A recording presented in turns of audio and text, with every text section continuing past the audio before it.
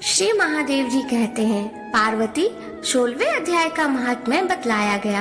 अब 17वें अध्याय की अनंत महिमा का श्रवण करो। राजा खंडक बाहु के पुत्र का दुशासन नामक एक नौकर था। वह बहुत ही खोटी बुद्धि का मनुष्य था। एक बार वह मांडलिक राजकुमारों के साथ बहुत ही धनबाजी कर रहा था।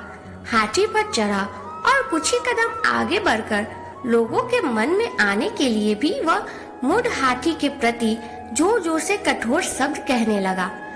उसकी आवाज से हाथी को गुस्सा आया और वो गुस्से में अंधेरा और लाल हो गया। दुशासन के पैर फैल जाने के कारण वह पृथ्वी पर गिर गया।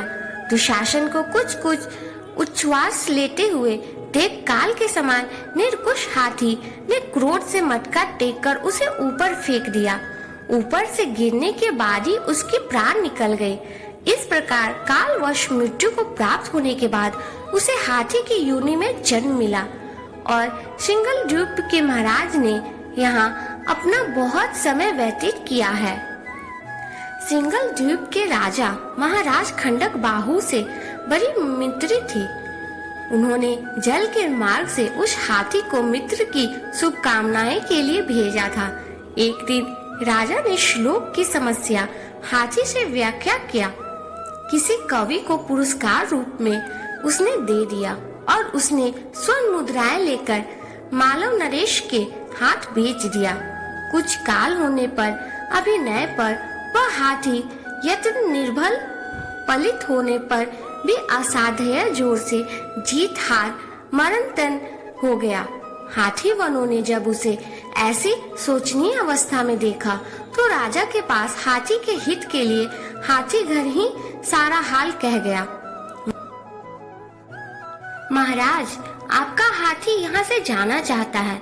उसका खाना पीना सोना सब छूट गया। हमारी समझ में यह नहीं आता कि इसका क्या कारण है। दंग रह गए। हाथी के राजा ने हाथी के रोग को पहचानने वाले चिकित्सा भी कुशल समाधान के साथ उस स्थान पर छापा मारे जहाँ स्वर ज्वर से पीड़ित लोगों को रखा गया था। राजा को देखते ही ईश्वर जनित वेदना को भूलकर संसार को आश्चर्य में डालने वाली वाणी से कहा, संपूर्ण सिद्धांतों के ज्ञाता, राजनीति के समुद्र, शत्रु समुदाय को स्थापित करने वाले और भगवान विष्णु के चरण में अनुराग वाले महाराज, इन दवाओं से क्या लेना है। वैद्यों से भी कुछ लाभ होने वाला नहीं है। दान और जप से क्या सिद्ध होगा, आप ये नहीं जानते, लेकिन मैं आपको बताता हूँ। आप कृपा करके गीता के 17वें अध्याय का पाठ करने वाले किसी ब्राह्मण को बुलवाइए।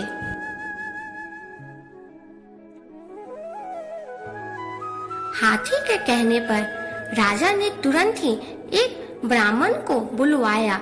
तदंतर गीता पाठ करने वाले ब्राह्मण ने जब उत्तमंजल को अभिमंत्रित करके उसके ऊपर डाला, तब दुशासन योनि का परित्याग करके मुक्त हो गया। दुशासन को दिव्य विमान पर आरूढ़ और इंद्र के समान विद्यार्थी देखने वाले पूछते हैं, पुनर्जन्म में तुम्हारी क्या जाति थी, क्या स्वरूप था, कैसे आचरण थे और किस काम से तुम यहाँ आए हो। छोटे हाथी ये सारी बातें मुझे बताए।